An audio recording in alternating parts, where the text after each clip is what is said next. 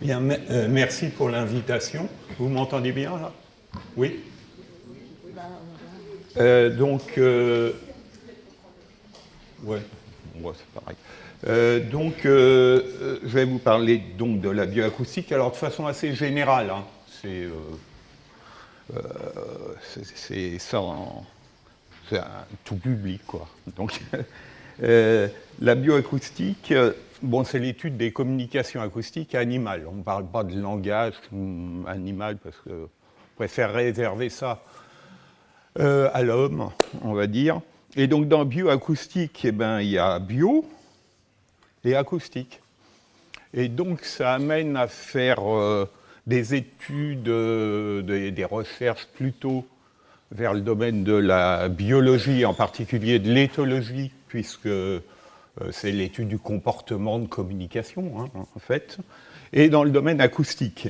Alors, domaine acoustique, qui dit domaine acoustique, dit traitement de signal. Moi, personnellement, j'ai une formation en physique au départ. Et traitement de signal, comme on est dans un monde très digital et qu'on est obligé de faire ses propres logiciels en général, faire aussi de l'informatique. Et en faisant de la bioacoustique, on fait appel à d'autres domaines.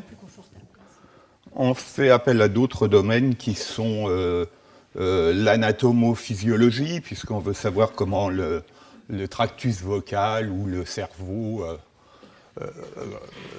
va concourir à la production d'un son, ou au niveau des oreilles, ou l'interprétation des sons dans le cerveau. Génétique, comment se transmettent les communications d'un individu à l'autre, par exemple.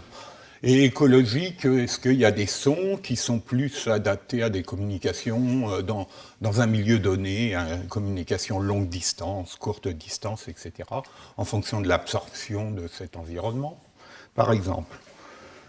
Vous voyez que c'est un peu pluridisciplinaire. Et plus récemment est apparue une science directement issue de la bioacoustique, qui est l'écoacoustique, qui permet finalement d'analyser des paysages sonores et à travers cette analyse, par exemple, faire des comptages d'espèces ou d'individus, donc d'avoir des indices de biodiversité par l'acoustique. Alors, c'est une science... donc on m'a demandé de parler de la bioacoustique, donc remontons un peu de façon dans l'histoire. C'est une science assez jeune, hein, puisqu'elle est née dans les années 50. On pourrait remonter à Aristote, mais c'est plutôt dans la bioacoustique moderne.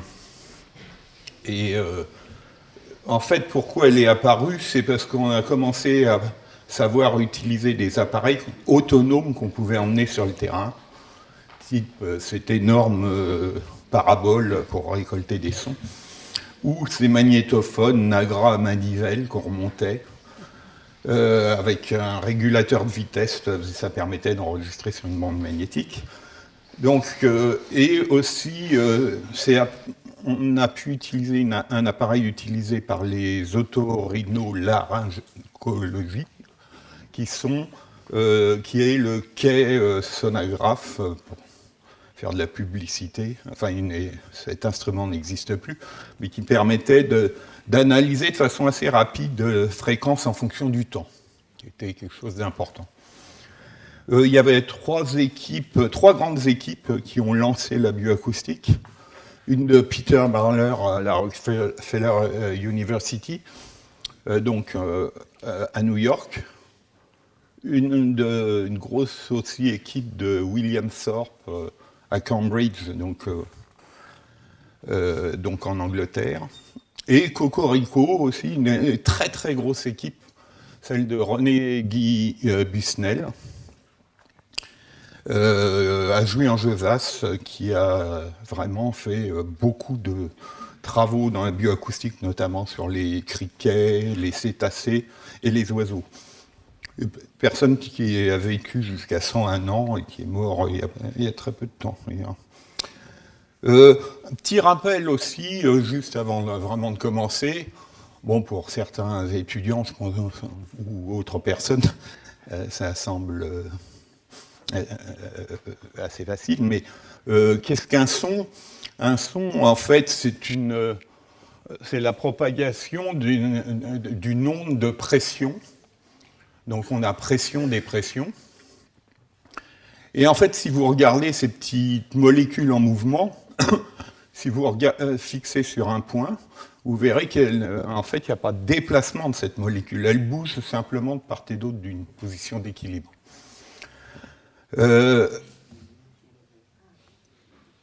Donc, c'est cette propagation de pression-dépression. C'est ça un son. Je vous ai parlé de molécules, ça veut dire qu'il faut de la matière.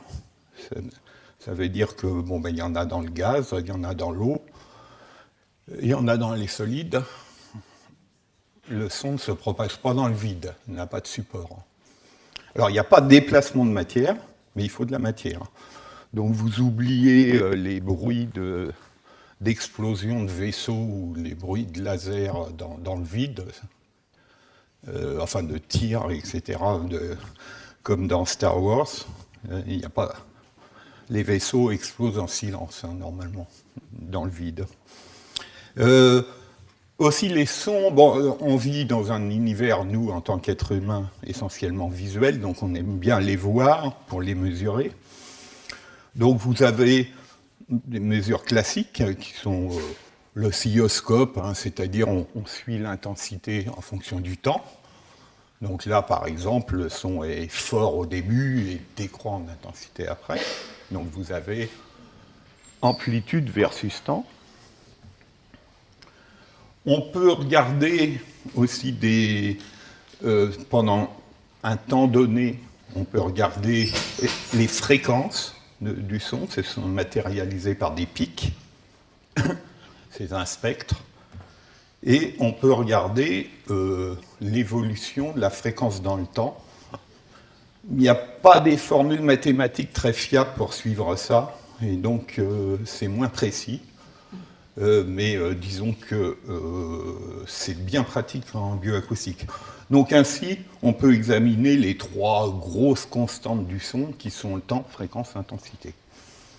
Exemple, donc le son elle doit marcher, donc c'est pas grave.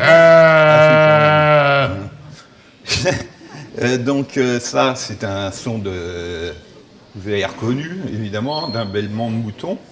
Donc on peut regarder comme ça et prendre des mesures d'amplitude en fonction du temps. On voit qu'il y a plein de fréquences dues à tous ces pics que vous voyez. Et si on regarde un sonogramme, on voit qu'il y a des fréquences assez constantes. Un plateau, donc le sonogramme, je vous le rappelle, c'est fréquence versus temps. Et c'est assez plat, donc peu de modulation de fréquence, mais on voit des étages avec une fréquence dite fondamentale et des multiples de cette fréquence, 2 fois la fréquence, 3 fois la fréquence, etc., qu'on appelle des harmoniques. Donc voilà tous les éléments qu'il fallait un peu connaître sur le son. Ça, c'était un logiciel que j'avais fait en C à l'époque, qui représente les 3 domaines en même temps. Les bioacousticiens, tout au moins dans la nature, enfin même en labo, utilisent des micros, évidemment, pour enregistrer. Or, je passe vite, il y a plein de micros. Il y a des micros comme celui-ci, qui sont dits omnidirectionnels, qui enregistrent un peu l'environnement. Il y a des micros qui vont essayer de se focaliser sur un son particulier en écartant les effets de côté. C'est ce qui s'appelle les micro-canons ou hyper directionnels, hypercardioïdes, etc. Ou alors des paraboles qui font à peu près la même chose. Donc là, c'est ce qu'il y a au milieu. Vous avez des micros comme ici, qui est un micro-cravate, qui enregistre qu'à proximité. Donc on peut utiliser toute cette gamme de micros, et des micros pour d'autres milieux, comme les hydrophones, qui sont des milieux qui vont... c'est dans l'eau. On utilise, alors maintenant c'est fini les bandes magnétiques évidemment, on utilise des magnétophones numériques, Et de plus en plus, il y a utilisation d'enregistreurs automatiques qui vont enregistrer de telle heure à telle heure, par exemple, et puis dans telle plage de fréquence, à partir d'un certain seuil d'intensité, enfin, etc. On aime faire des expériences aussi sur les animaux et leur poser des questions. Donc on va envoyer des sons qui sont plus ou moins naturels, ça dépend de ce qu'on cherche. Donc vous utilisez des amplis de terrain que vous pouvez transporter, tels que celui à gauche. Ou alors, si c'est dans l'eau, cet ampli haut-parleur bleu. Ou alors, de plus en plus, aussi des systèmes, une fois de plus, automatiques, qui diffusent dans tel ordre, tel son, suivant une certaine boucle, à certaines heures, et surtout à distance. Alors à distance, ça peut être important, j'espère que la vidéo marche, parce que dans certains cas, il vaut mieux être à distance. Et donc, je vois que ça ne va pas marcher. Ah si. Donc là, on diffuse des sons de bébés crocodiles, caïmans à lunettes. Et vous voyez donc la femelle caïman à lunettes qui vient défendre les jeunes, parce que ce sont des cris de détresse. Et donc, des fois, il vaut mieux être loin pour certains animaux. Donc, voilà. Donc, vous voyez que ça marche pas mal, hein, cette conversation, en quelque sorte. On utilise aussi, il faut savoir, de plus en plus de systèmes embarqués sur animal. Parce qu'il y a des animaux, ils s'en vont, on ne peut pas les suivre. On ne sait pas voler ou nager en profondeur, par exemple. Donc, il y a avec la miniaturisation, à l'heure actuelle, on peut de plus en plus charger les animaux en matériel embarqué. Donc, tel là-haut, en haut, ces petits... ici, on voit les flèches? Non. Ouais, non. Ces petits enregistreurs, alors là, ils sont équipés d'une carte SD, donc ça suppose, un, capturer l'animal, et deux, le récupérer, après, pour prendre sa carte SD. Ou alors par télé, donc à distance. Là, on n'a pas besoin forcément de récupérer l'animal tout de suite, tout au moins. Ou alors, comme ma collègue, là, Isabelle Charrier, là, qui met des plus gros systèmes embarqués sur des baleines à bosse, où c'est ce qui s'appelle une acousonde. Alors, c'est quelque chose qui permet de faire des tas d'enregistrements en même temps, qui sont, par exemple, enregistrement de pression, donc on sait à quelle profondeur est l'animal, plus ou moins, qui sont de la température, donc température de l'eau, etc. L'accéléromètre, c'est pour savoir s'il est en mouvement ou pas en mouvement. Qu'est-ce qu'il y a d'autre? Le magnétomètre, c'est pour savoir son orientation. Un enregistreur donc audio et une caméra. Bon, c'est des appareils qui coûtent assez cher, 18 000 € pièce. Donc c'est équipé de ventouses, donc on met ça sur la baleine, vaut mieux le récupérer, quoi. Donc la ventouse se détache au bout d'un moment et on va la rechercher, elle émet un bip bip et on va essayer de la prendre. Alors ça, c'est donc c'est les outils principaux. L'acoustique aussi, on peut mettre des systèmes embarqués et chercher autre chose que simplement les sons. Parce que dans certaines circonstances, eh bien l'animal, par exemple, là, c'est des fous du Cap. On ne sait pas ce qu'ils font, ils partent 80% de leur temps, c'est en mer, ils vont pêcher, et on aimerait connaître leur comportement. Et donc, il suffit d'enregistrer, et on va savoir s'ils sont en train de voler, de nager, de plonger, rien qu'au bruit différent. Donc, on n'a pas besoin systématiquement de mettre une caméra dessus en plus. Parce que ce qu'il faut savoir, c'est qu'on a droit à 3% du poids de l'animal. C'est interdit de dépasser ce poids. et donc, parce qu'après ça gêne, hein, et donc les oiseaux, c'est ultra léger avec leurs petits os pleins d'air, etc. Et donc on a vite fait dépasser le poids. Hein. Alors, au départ, on a pu charger l'oiseau, mais je crois que, hélas, je crois pas que cette vidéo ne marche pas, ne fonctionne pas, je ne sais pas pourquoi. Ça vous montrait un fou équipé et qui bat des ailes, qui plonge et qui ressort. Voilà. Et on a pu retracer, en fonction de ça, il produit des sons particuliers, je vole, je plonge, et on n'a plus besoin de caméra après, on sait ce qu'il fait. Voilà. Enfin, évidemment, il y a une partie labo quand on peut être sur le terrain, mais après, il faut prendre des mesures. Donc, on prend des mesures, par exemple, dans les domaines que je vous ai définis, l'amplitude, les fréquences, le temps, etc. Et, par exemple, on peut rechercher est-ce qu'un oiseau a une espèce donnée, ils ont des signatures individuelles dans leur son. Hein, est-ce qu'ils signent, en quelque sorte, ils donnent leur nom, en quelque sorte. Et donc ça, on peut le faire. Maintenant, on a des tableurs, ça va vite. On peut faire des mesures plus ou moins automatisées. Et après, par exemple, avec des calculs statistiques derrière, eh bien, là, c'est des manchots empereurs différents qu'on a enregistrés plusieurs fois. Le système nous dit « j'ai reconnu 7 manchots empereurs différents. » Voilà, rien que par le son. On aime bien aussi faire des expériences, comme je vous ai dit, sur l'animal, donc lui proposer des manipulations de son. Et donc il faut faire de la synthèse aussi. Donc les bioacousticiens font souvent de la synthèse. Alors c'est soit des synthèses qui partent de rien, starting from scratch, comme disent les anglo-saxons. C'est-à-dire que, par exemple, on peut produire un son complexe en ajoutant des sinusoïdes ou des choses comme ça. On peut, partant de rien, c'est nous qui fabriquons et qui contrôlons. Ou alors, on peut faire l'inverse, c'est-à-dire détruire petit à petit un signal, modifier. Par exemple, donc là, vous entendez un manchot royal.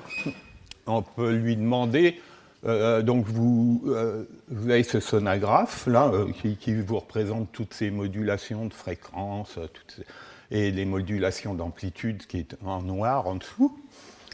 Et on peut lui poser la question, est-ce que, on les tutoie, hein, donc est-ce que tu as besoin des modulations de fréquence, de ce donc on peut très facilement par calcul, c'est un calcul d'Hilbert, enfin bref,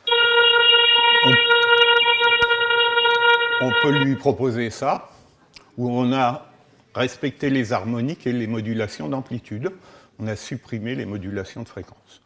Et il va nous répondre s'il comprend toujours le signal ou pas.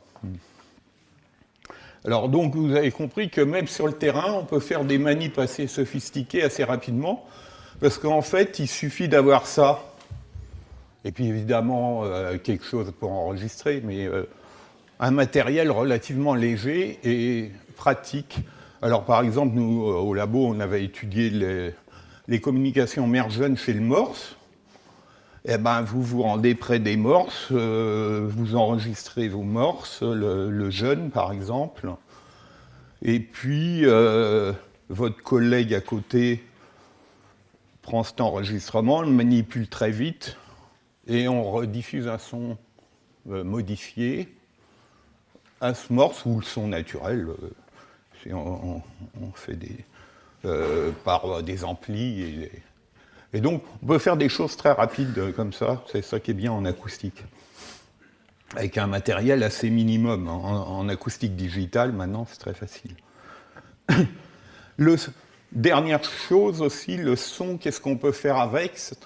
Je vous ai dit qu'on pouvait évidemment enregistrer les animaux et savoir ce qu'ils se disent en quelque sorte.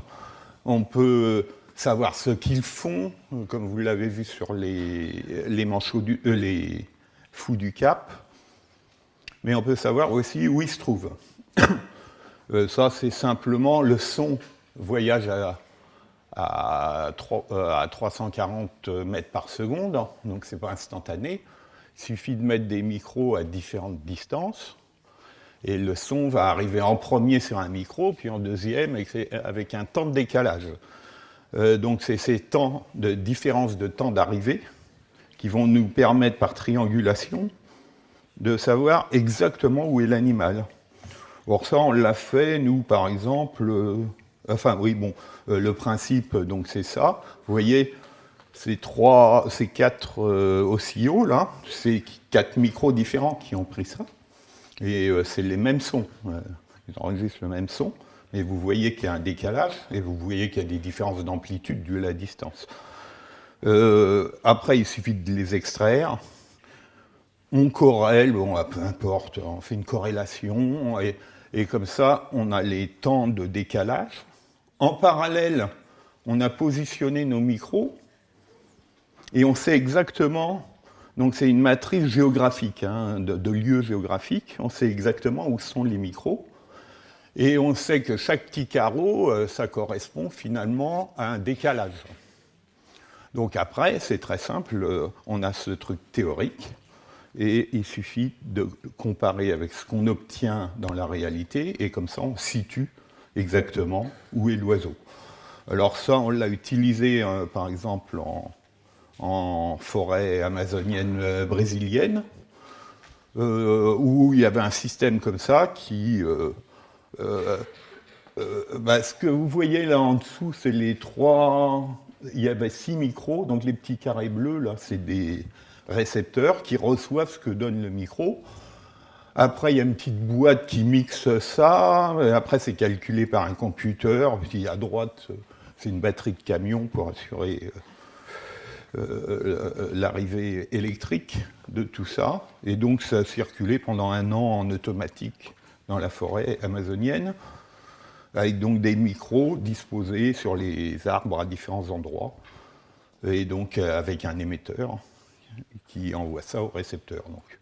Et les micros étaient positionnés par laser pour être très précis. Or, exemple de ce qu'on obtient, c'est, on a par exemple étudié un oiseau emblématique de la forêt amazonienne qui s'appelle le pioo, l'Hippogus vociferans, c'est la voix de la forêt amazonienne. Et cet oiseau vit en lek. C'est quoi des leks? C'est des assemblées de mâles. Et là, c'est des mâles chanteurs, donc qui chantent peut-être suivant un certain ordre, et qui essayent d'attraper finalement dans leur, je ne sais pas comment dire, filet acoustique, les femelles qui passent dans la forêt. Donc voilà. Et donc en haut à droite, vous avez les endroits où sont disposés les micros, par exemple dans la forêt. En bas, vous avez un lek matérialisé par un rond avec plein d'individus. Un autre rond, c'est un autre lek plus loin, etc. Et on va l'écouter, cet oiseau. Je suis sûr que vous l'entendez dans des films où, si le système veut bien...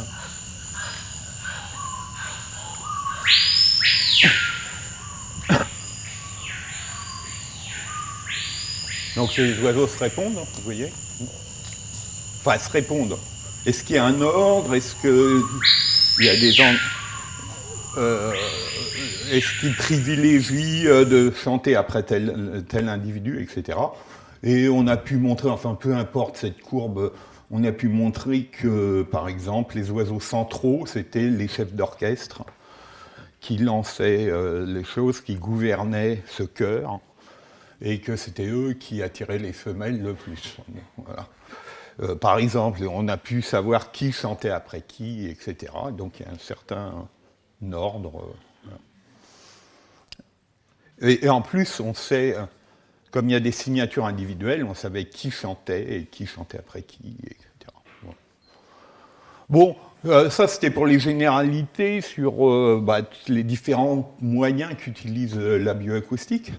Maintenant, je vais vous juste parler de quelques expériences prises ça et là, parce que c'est pas exhaustif. C'est une science très large, donc on peut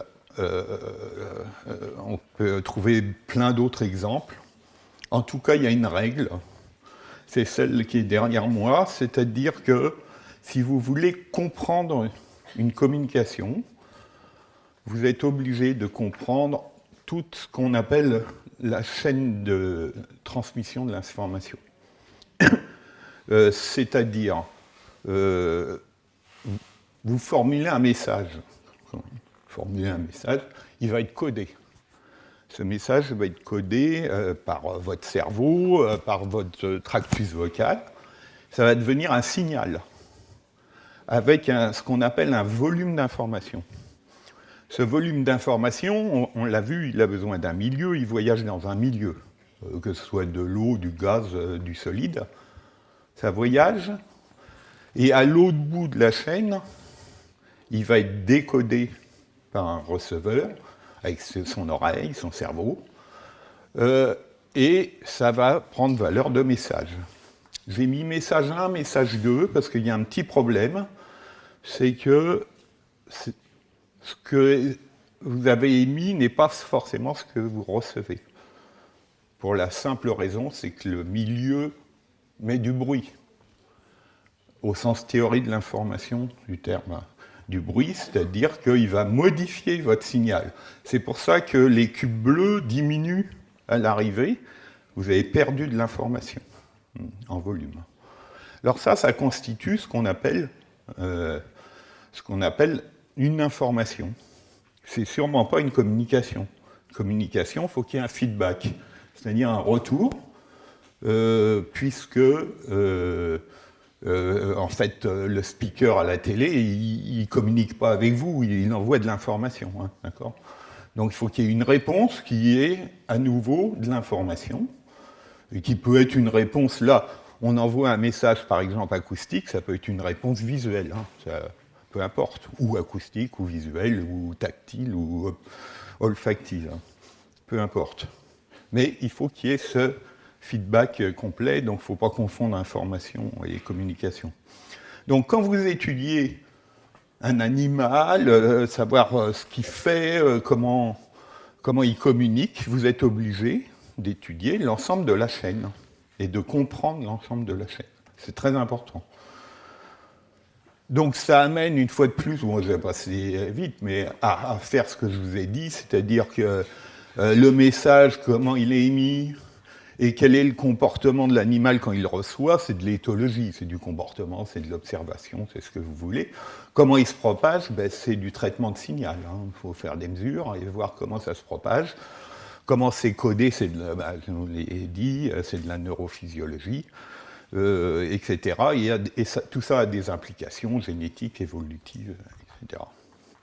Donc on va prendre un exemple sur comment se transmet une communication. Ça a été beaucoup étudié. Alors, on va prendre le cas des oiseaux. Il faut savoir que chez les oiseaux, il y a 50% des oiseaux où c'est une transmission génétique. Ça veut dire quoi ? Ça veut dire, vous prenez un œuf de tourterelle, par exemple, vous l'élevez vous-même, enfin, pas l'œuf, enfin, vous le mettez en couveuse et vous élevez le jeune, bonne chance, et il n'aura jamais entendu de tourterelle, mais il fera roux comme l'adulte. Pareil pour un canard qui fait un quin, etc. Donc il y a 50% des oiseaux, transmission génétique.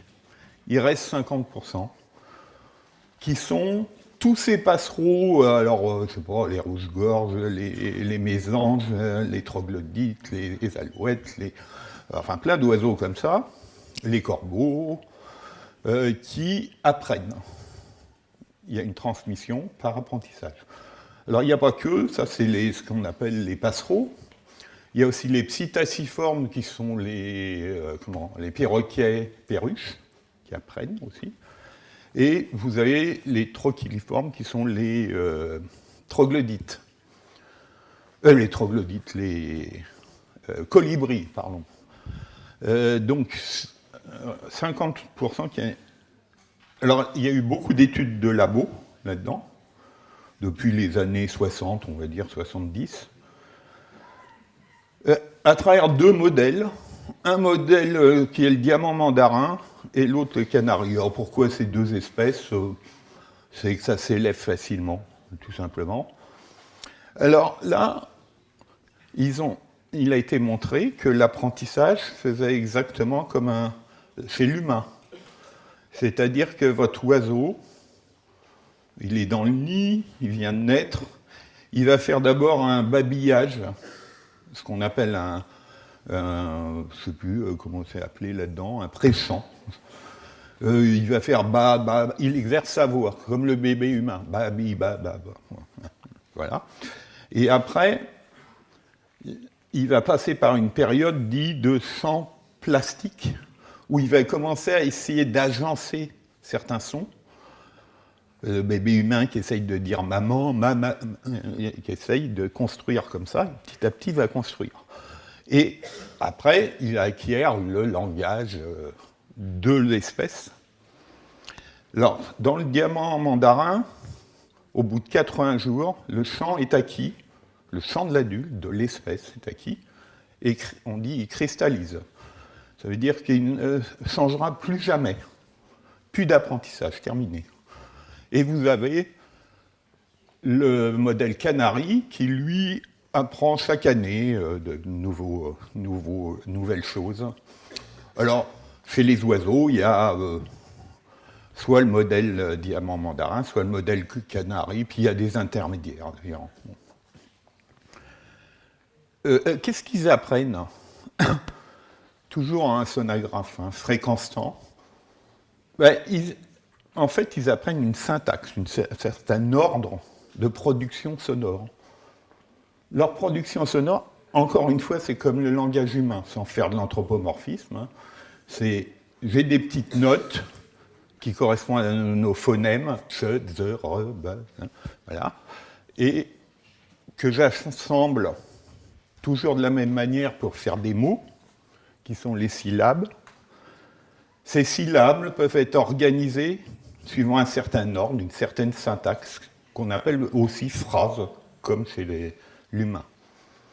Donc, vous voyez, on a vraiment toutes ces étapes d'apprentissage qui ressemblent beaucoup à notre acquisition du langage. Alors, exemple, c'est vraiment appris.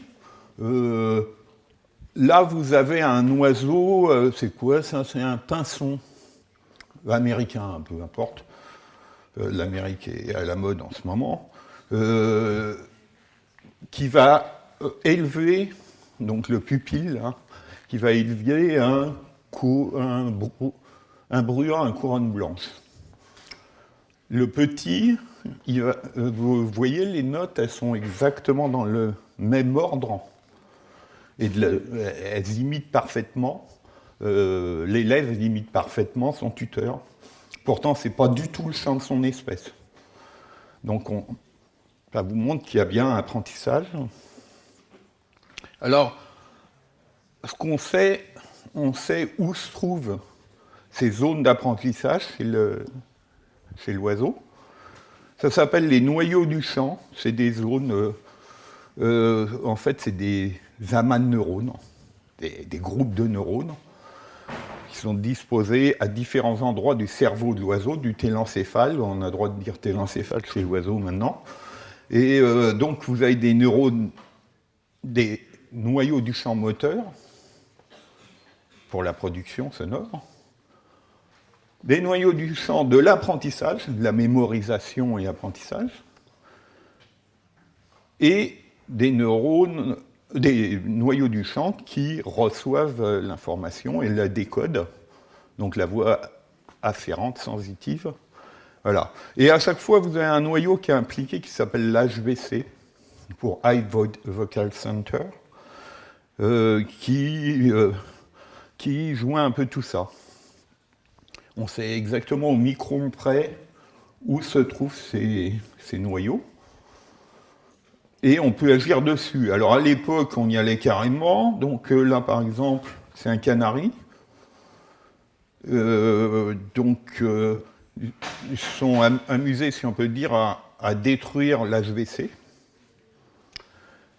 Et vous allez entendre le résultat. Donc. Chapter 8, 65. Canary, before HVC lesion. Donc avant la lésion.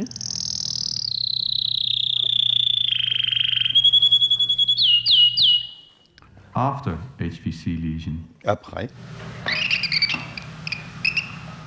Donc vous voyez que là, ça va pas très bien, quoi. Donc bon, maintenant, on fait ça chimiquement, on détruit plus.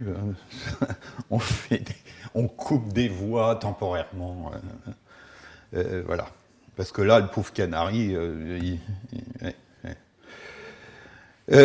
alors, juste un dernier mot sur ces noyaux du champ, c'est assez important, ça. Ça amenait beaucoup d'argent aux gens qui faisaient des champs d'oiseaux. Vous voyez le carré D, là-haut, la figure D. Donc, vous avez ce noyau du champ qui est délimité. Et ça, c'est pris pendant le jour long, c'est-à-dire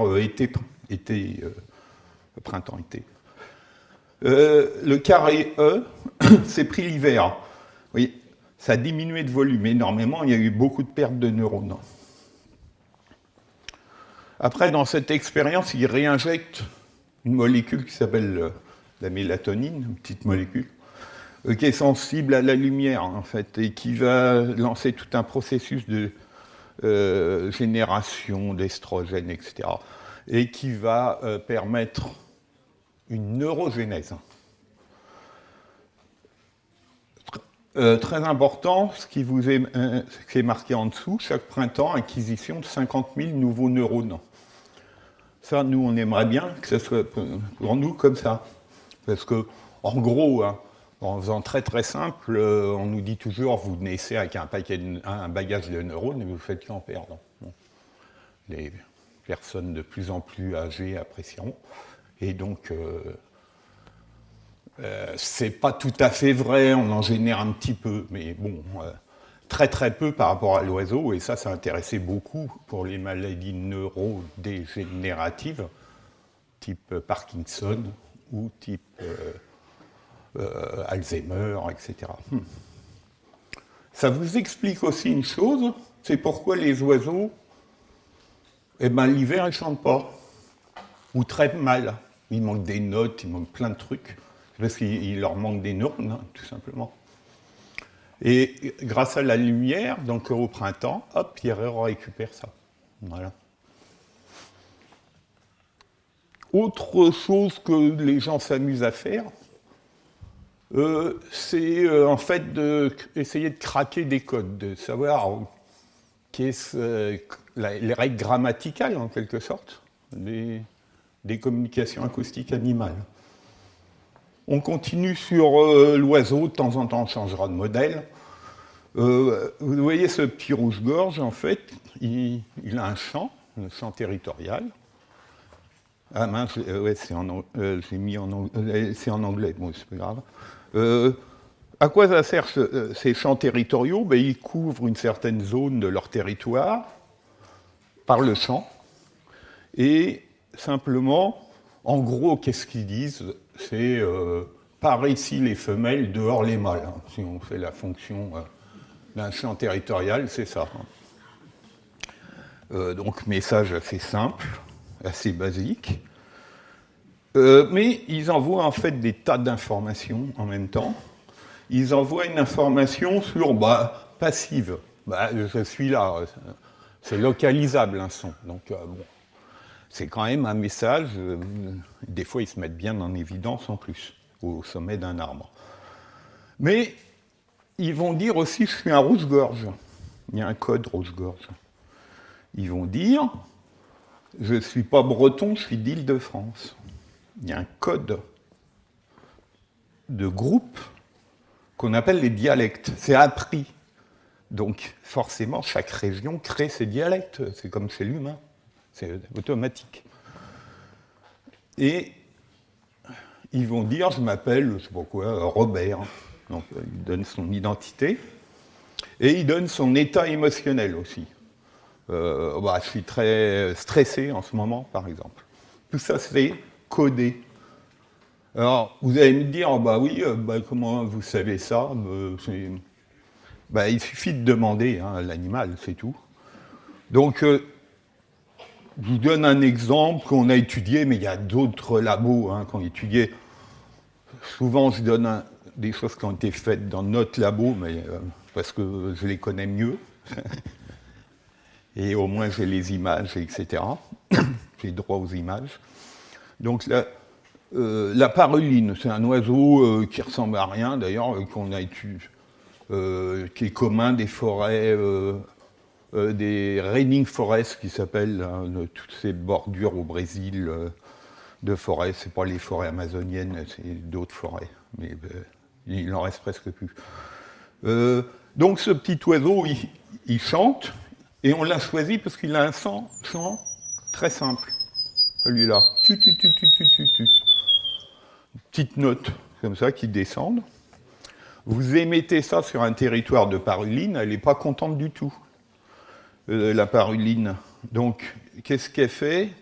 Pour elle, c'est une intrusion dans son territoire, d'un mâle, et ça ne va pas du tout. Donc, qu'est-ce qu'elle fait?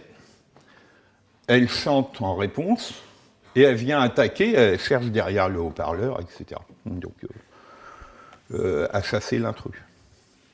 On s'est dit, c'est quoi la règle pour lui? C'est quoi un chant de paruline? Donc, ça semble avoir une pente. Si on demande à l'ordinateur de mettre les notes, ces petites notes au hasard, si on fait ça, on ne comprend pas. On fait ça, on accentue la pente, comprend pas non plus. On met moins de pente, ne comprend pas. Bon, on s'est dit, cette pente est importante. Donc, qu'est-ce qu'on va faire? On va se passer des notes, on va faire une simple pente, un son synthétique complet, respectant la pente. Donc, comme ça. Et quand vous faites ça, pour lui, c'est une paruline. Et donc, il attaque. Vous pouvez aussi mettre des quarts de notes du moment que vous respectez cet angle de pente, de fréquence descendante, ou vous pouvez faire que la fin, ou que le début, d'ailleurs, peu importe. Et pour lui, c'est toujours une paruline.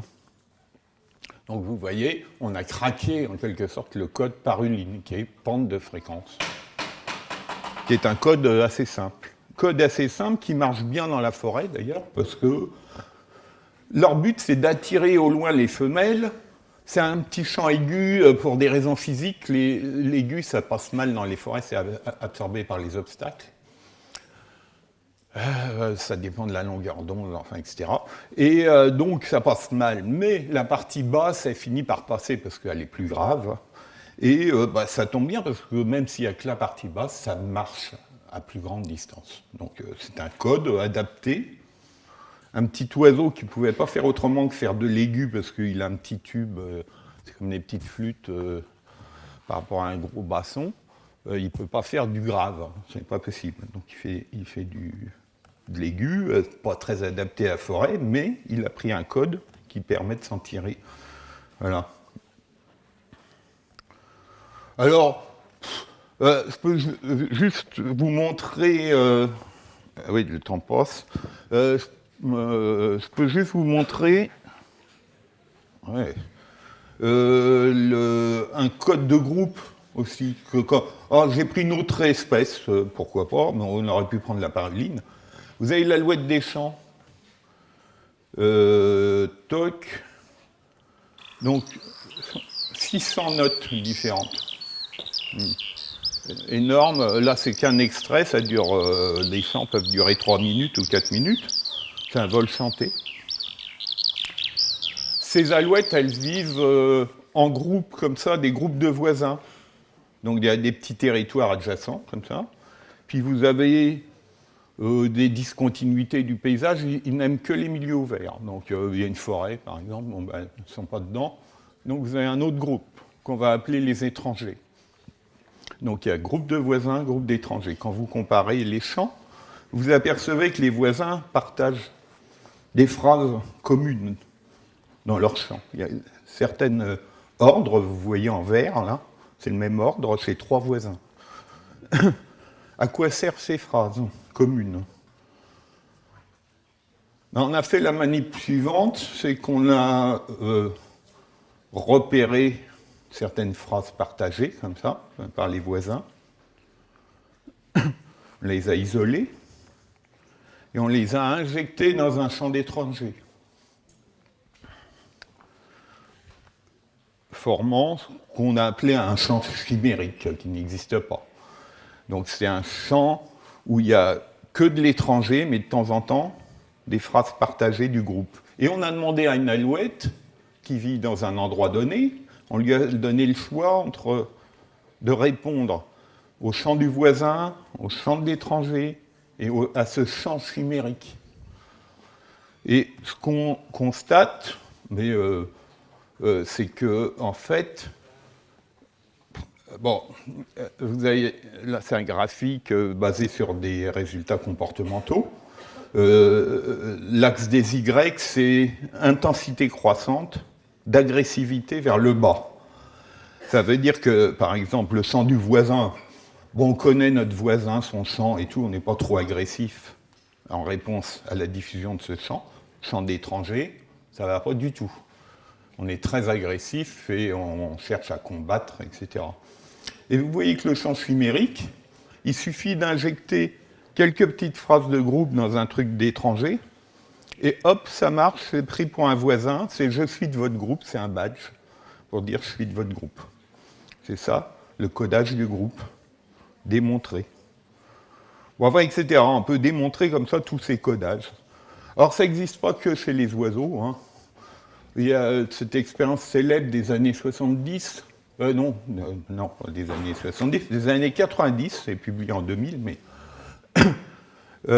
où, chez les mammifères, c'est un peu comme chez les oiseaux, vous avez les chauves-souris qui apprennent, les cétacés qui apprennent, qui sont capables d'apprendre leur chant, et les primates. C'est tout, à peu près. Et donc, dans les cétacés, c'est pareil, il y a des dialectes. Puisqu'il y a de l'apprentissage, il y a du dialecte. Vous avez la côte est, côte ouest de l'Australie, 2 populations qui ne se mélangent jamais. Donc c'est au moment des reproductions, vous savez que les baleines à bosse font des chants. Et il y a une ritournelle de l'Est, comme les trucs de groupe qu'on vient de voir, et une ritournelle de l'Ouest dans ces chants, qu'on retrouve chez tous ceux de l'Est, tous ceux de l'Ouest. Et un jour est arrivé un événement, c'est qu'un des mâles est passé d'ouest en est. Ce mâle a eu énormément de succès auprès des femelles, et 3 ans après, tous les mâles de l'Est chantaient comme les mâles de l'Ouest. C'est ce qu'on a appelé la révolution culturelle de la baleine à bosse. Voilà. Donc là, je passe parce que je vois que le temps file. Autre chose qui peut intéresser aussi, c'est comment ça se propage, qu'est-ce qu'ils font avec la propagation, comment ils s'adaptent, etc. Un des modèles qui est intéressant, c'est comment je communique dans le bruit. Quel est le bruit le pire? C'est pas un bruit blanc, c'est pas un bruit de marteau-piqueur pour les animaux, c'est le bruit de leur propre espèce. C'est-à-dire que quand vous avez des colonies d'oiseaux, par exemple, ça produisent énormément de... Tout le monde crie en même temps, dans les mêmes fréquences, même intensité, même paramètres temporels. C'est le masque idéal. Comme masque idéal, nous, on n'avait rien trouvé de mieux que les manchots. Donc là, des manchots royaux, ceux-là, oui, qui sont... c'est une colonie d'1 million d'oiseaux dans l'archipel de Crozet. Et vous avez peut-être vu le film Les Manchots Empereurs, ou Le Manchot Empereur, ou La Marche de l'Empereur. Et parce qu'empereur et royal, c'est très très proche. Ces oiseaux, le couple, il y en a un qui part en mer, et quand il revient, il faut qu'il retrouve son partenaire, et son poussin, parce que souvent le poussin est né entre-temps, etc. Il part en mer 3 semaines, et chez les manchots empereurs, c'est un peu plus longtemps, des fois, 1 mois et demi. L'autre attend, il a perdu plus de la moitié de son poids, et ils ont intérêt à se reconnaître. Ils ne se reconnaissent que par la voix, c'était pas prouvé. Ils ne peuvent pas se reconnaître autrement. Comment font-ils dans ce brouhaha généré par la colonie, alors que tout le monde a bougé en plus? Vous avez vu peut-être dans les films qu'ils se déplaçaient, ils n'ont pas de nid. Ils se déplacent avec leur œuf ou leur petit sur les pattes. Et donc, comment font-ils? Alors, les chants, vous voyez en bas, le sonographe du bas, c'est le chant d'un manchot qui appelle son partenaire quand il arrive dans la colonie, pour essayer qu'il lui réponde et qu'il se reconnaisse comme ça. Et le sonographe du haut, c'est dans la colonie. Vous voyez qu'il ne reste plus grand-chose, tout est noyé dans le bruit. Alors, exemple de bruit, d'ailleurs. Voilà.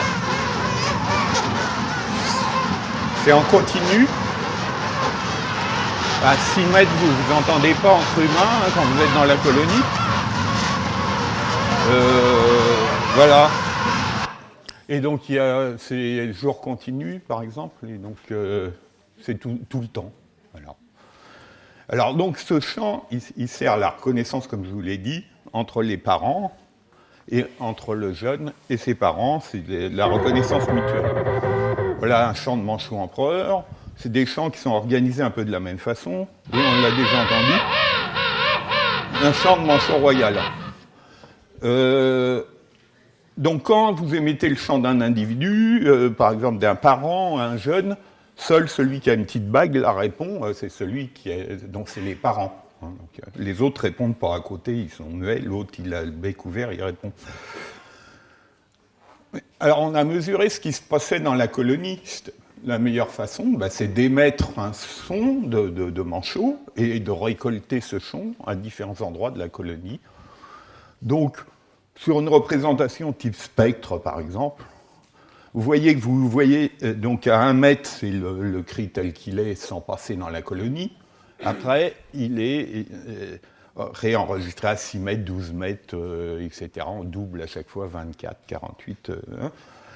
Et vous voyez qu'à 6 mètres, on voit encore quelques pics du chant, et à 12 mètres, on ne voit plus rien. Hein, là, tout est dans le bruit. Or, si on fait l'expérience avec les manchots, où on va diffuser le chant de son parent à un poussin, et qu'on se met à 20 mètres, on diffuse, il ne se passe rien. Vous voyez, il ne reconnaît pas, il ne vient pas. Puis on s'approche petit à petit, mètre par mètre, et enfin à 16 mètres, toc, ils reconnaissent. Alors ça, c'est curieux, parce qu'on a vu qu'à vers 10-11 mètres, il n'y avait plus rien, plus de signal. Comment font-ils? Alors, on a fait l'expérience suivante, c'est-à-dire qu'on a pris ce chant qu'on cherche à faire reconnaître par un poussin, et on l'a mixé avec un masque constitué d'une accumulation de chants d'autres parents. Donc ça fait un masque parfait, et on le dilue plus ou moins, suivant une formule d'émergence, peu importe. On l'enfonce plus ou moins dans le masque. Et les manchots, c'est une échelle comportementale. À partir de 2, ça veut dire qu'ils reconnaissent. Et le calcul nous a montré qu'ils savaient extraire l'information en dessous du bruit de fond. Et 6 dB en dessous, alors ça peut paraître peu, mais c'est beaucoup. 6 décibels en dessous du bruit, ils sont capables d'aller rechercher le signal sous le bruit. Pourquoi? En fait, ils utilisent un système qui est assez simple, qui est un système de redondance. C'est-à-dire que toute l'information, il suffit d'envoyer une syllabe, par exemple, c'est reconnu. Une demi-syllabe, ils reconnaissent. Bon, si on est avant le point d'inflexion là, de la modulation de fréquence, là, ils ne reconnaissent pas. Pas exagéré. Mais ça veut dire que Il répète la même, je m'appelle un tel, toc, toc, toc, et il compte passer dans une période de moindre bruit. C'est ce qu'on appelle la redondance. Donc une syllabe suffit, mais on a plus de chance si on augmente et on répète. Et ils utilisent, et là je n'ai pas le temps d'en parler, mais il y a un autre système qui est une modulation de fréquence lente qui passe très bien dans le bruit. Et ça, on a pu, c'est leur signature, on a pu modifier leur signature pas à pas en l'écartant comme ça ou en l'écartant comme ça, cette espèce de virgule là. Et ils nous disent très, très vite, les manchots, qui supportent juste des tout petites variations de ça. Alors, suivez 2 films qui... Time we suppress the high frequencies, and the chick calls back, believing that its parent has returned to feed him. So low frequencies are more significant for individual recognition than high ones. The decoding of this vocal system of individual recognition is not for researchers to decide. It is the animal and not the man who replies to our inquiry. And if we ask the right questions, we will have the right answers. This riddle game will permit us to discover the syntactic rules of the language of penguins. On en fait un dernier. Ouais, d'accord.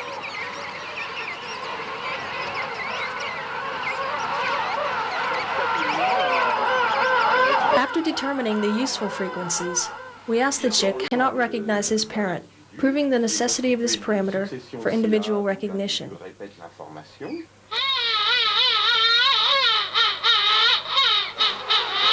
Et voici Here we see that a call is a repetition of the same information. The identification code is not in the amplitude modulation of sounds.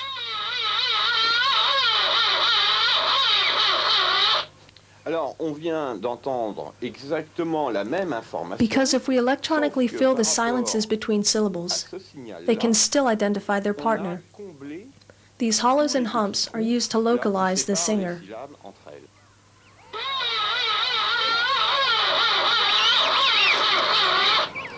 If the amplitude modulation is suppressed, he calls back but cannot localize the source of the sound and continues walking, as we can see.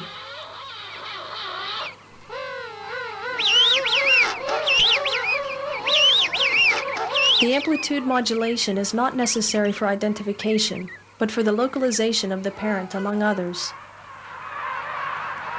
A man is able to understand somebody even if he speaks lower than his neighbors. That is called intelligent hearing or cocktail party effect. Penguins live in a permanent cocktail party.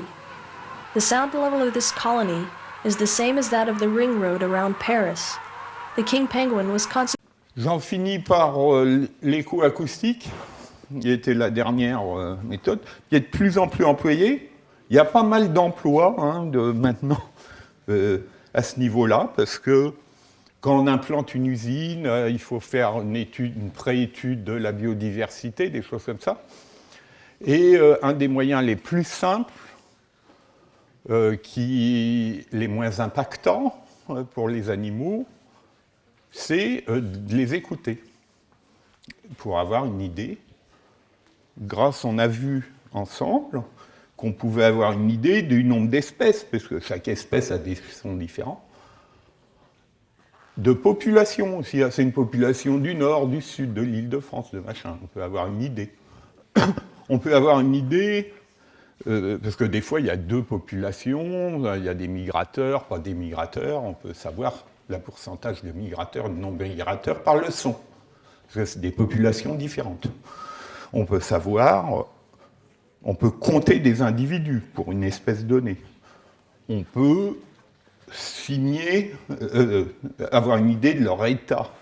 En particulier, il y a de plus en plus dans les élevages de porcs ou les élevages de chevaux, où on fait des enregistrements pour savoir leur état de stress, par juste la voix.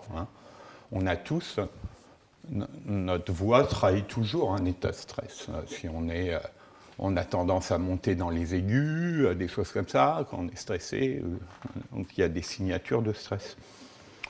Donc on peut compter des espèces, des individus, des populations, etc. Bon. Ou des systèmes écologiques, des communautés. Par exemple, on a vu le pio, là, l'hippogus, l'oiseau en lek. Là. Lui, il est présent que dans les forêts primaires, amazoniennes, enfin tropicales, pardon, en bonne santé. Dans les forêts secondaires, il n'est pas présent. Donc on peut appelle ça, il y a les espèces parapluies, toutes ces espèces. On peut avoir une idée si elles sont présentes ou pas et savoir si le milieu est en forme ou pas en forme. D'accord ? Équilibré, pas équilibré. Alors. Alors, je vous donne juste un exemple, parce que là, je vois qu'il faut que je finisse. Qu'est-ce qu'on fait ce traitement, il est très simple. Hein, c'est vous dites à votre appareil d'enregistrer à partir d'un certain niveau, donc il va enregistrer. Vous allez extraire des unités sonores que vous avez enregistrées.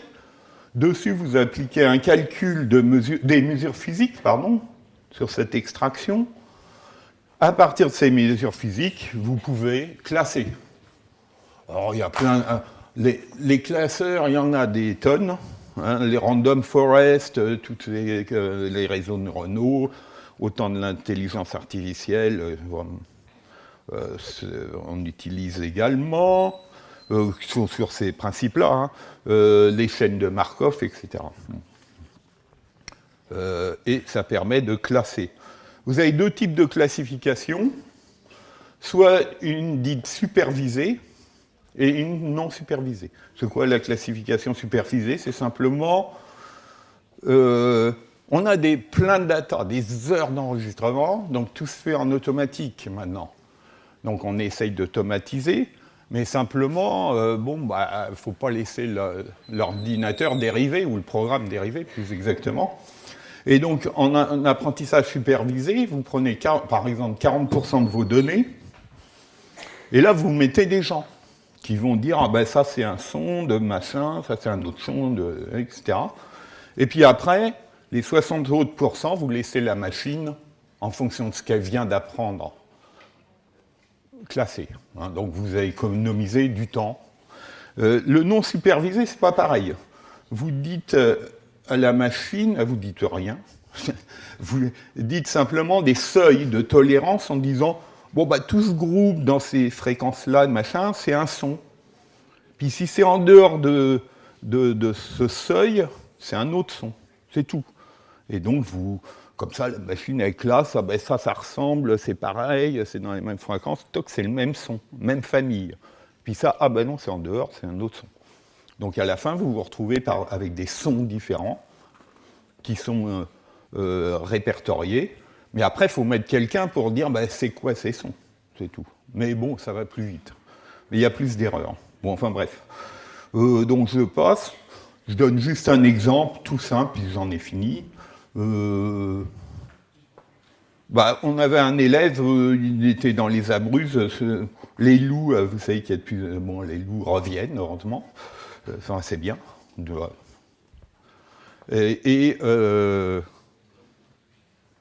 C'est difficile de les voir, extrêmement difficile. Et l'acoustique permet de les dénombrer, par exemple. Vous avez tous entendu des meutes de loups.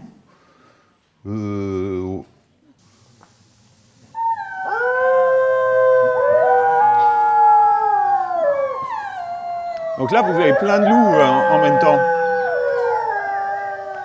Alors, en fait, il suffit de faire un spectre. Et là, c'est un exemple très simple. Hein. Il suffit de faire un spectre et vous cherchez des multiples, je vous ai dit, les harmoniques, cette histoire d'harmonique, des multiples de pics. Alors, comme ça, vous tombez sur des familles de multiples, des familles d'harmoniques. Et comme ça, vous savez, ça correspond à un loup, parce que on a des pics multiples d'une certaine valeur, c'est un autre loup, etc., etc. Donc comme ça, vous arrivez à dénombrer de façon très facile, en automatique.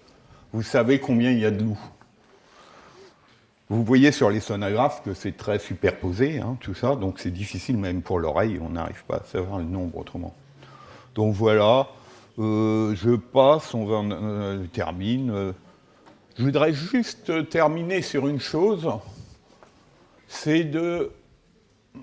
Vous voyez, ces animaux-là, c'est pas de l'acoustique, c'est de la vue. Ils ont tous une façon de voir la place Vendôme.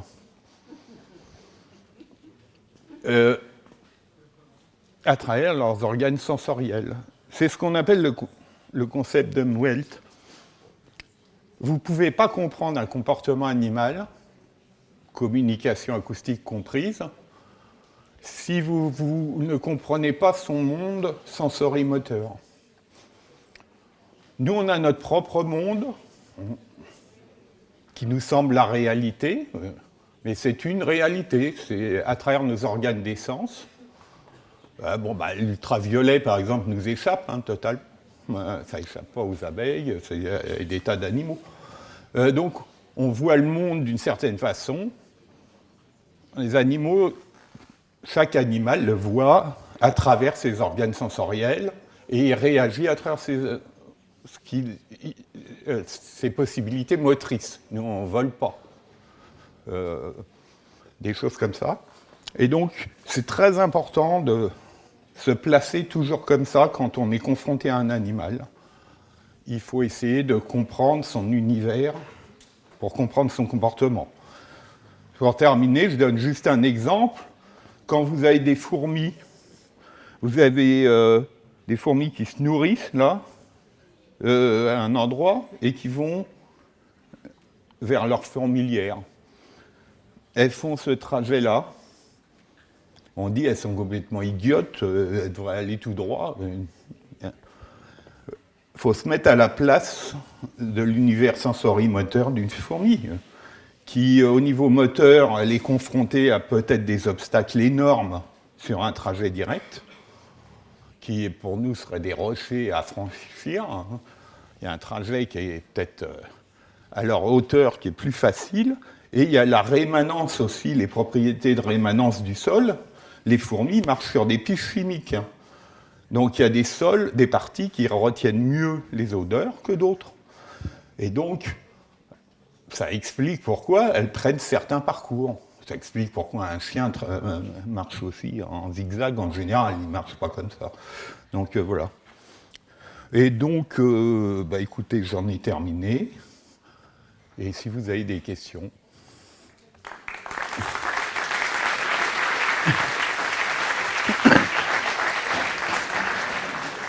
Je suis désolé, je n'ai pas pu vous montrer 2 petits films, mais bon, je les montrerai si quelqu'un veut les voir, mais c'est tout.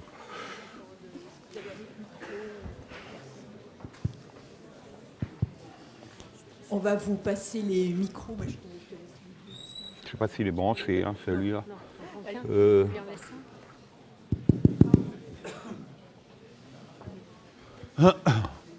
Merci.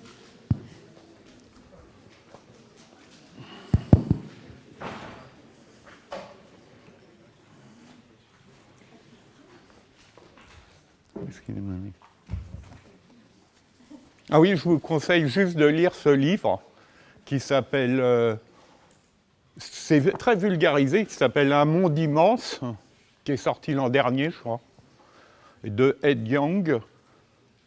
Le sous-titre, c'est Comment les animaux perçoivent le monde, à travers plein d'exemples, et c'est très rigolo. Voilà.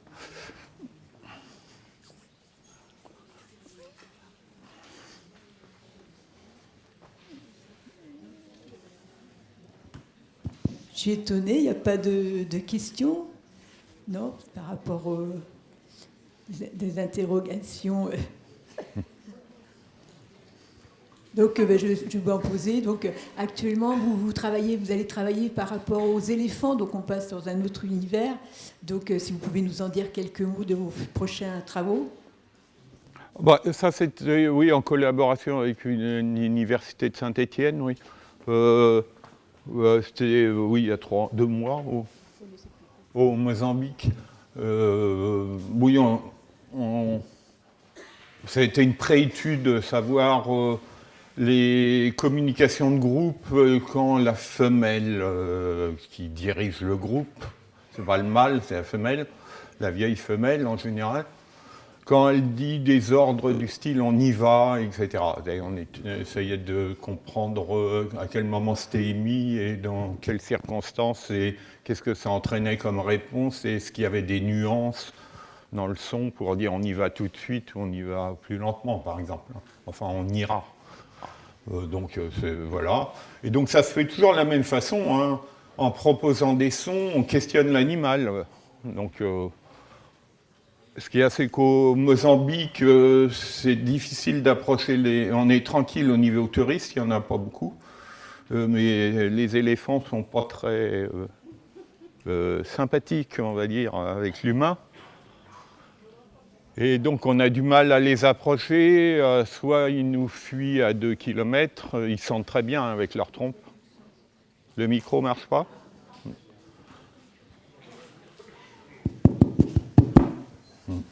Soit ils fuient très loin, soit ils attaquent.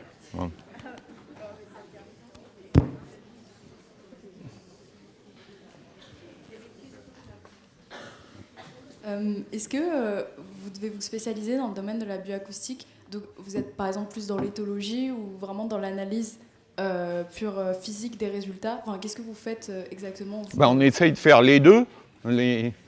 Je parle fort parce que ce micro est... oui, je vais prendre...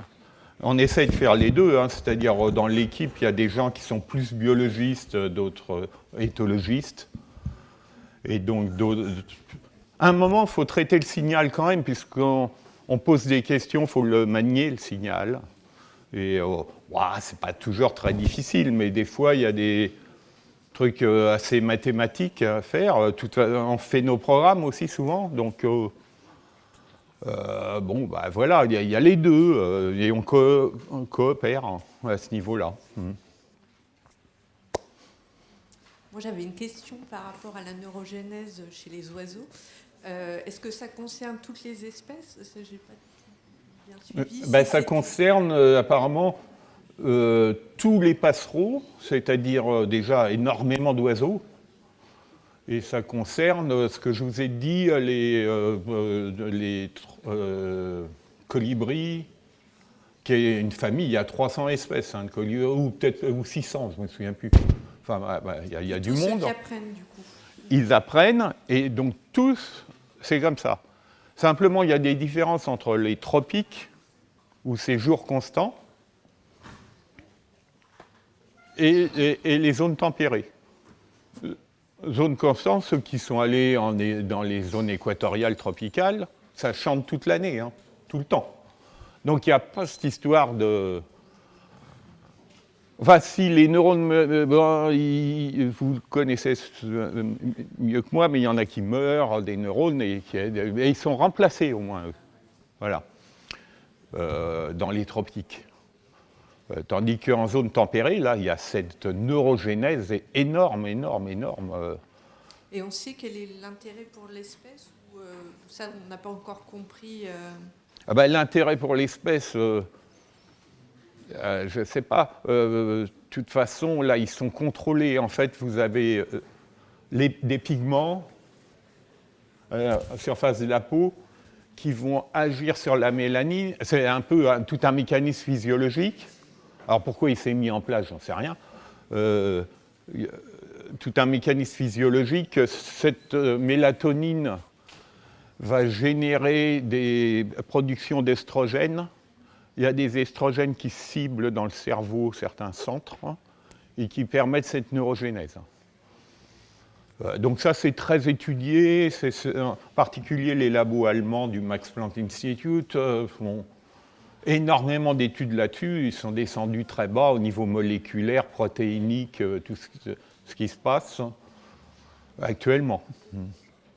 Donc, alors maintenant, pourquoi, je ne sais pas.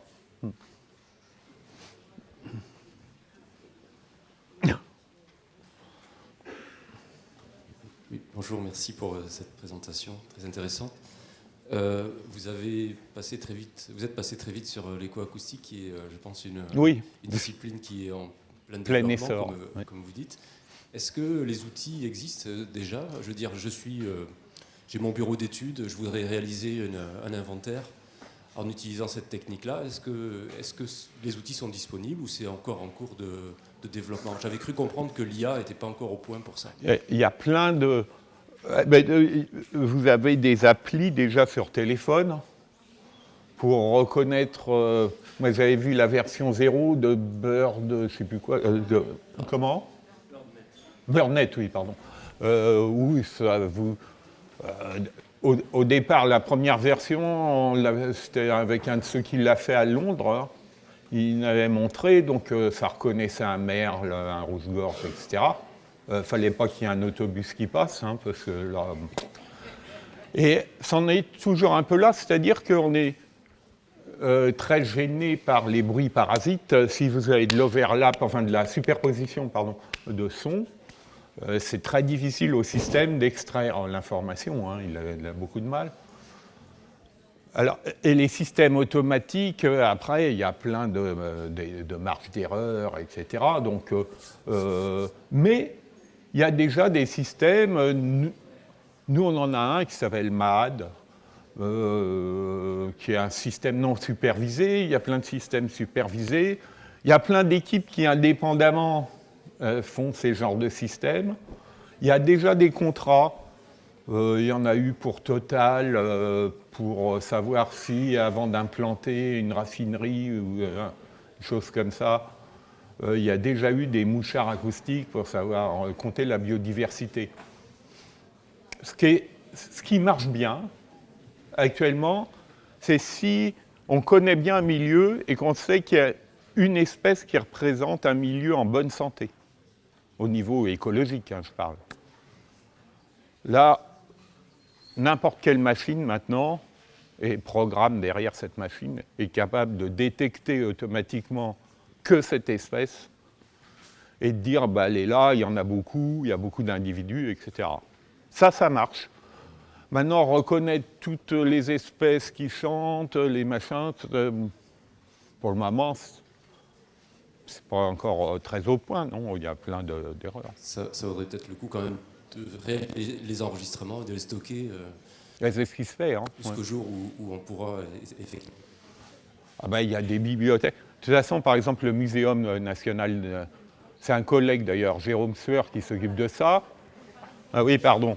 Le Muséum d'histoire naturelle à Paris, c'est un collègue qui était dans notre labo avant d'ailleurs, mais Jérôme Sueur, gère tous ces sons animaux. Vous avez la British Library qui a aussi plein de sons animaux. Il y a des bibliothèques de sons d'animaux énormes, hein, avec bien documenté. En plus, il faut bien documenter ça. Hein. C'est très important.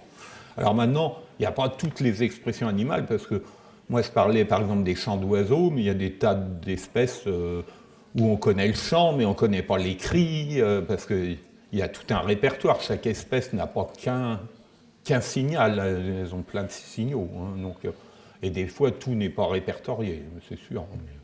Enfin, les bibliothèques sont assez conséquentes. Hein. Vous cherchez n'importe quoi, un chant machin, chant de la hulotte, vous en aurez 50 sur Google, hein, en cherchant. Hein, donc, c'est de documenter déjà.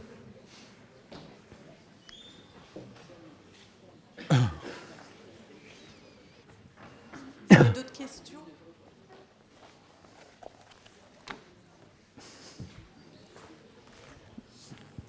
On va laisser donc Monsieur Aubin. Merci encore, merci à vous.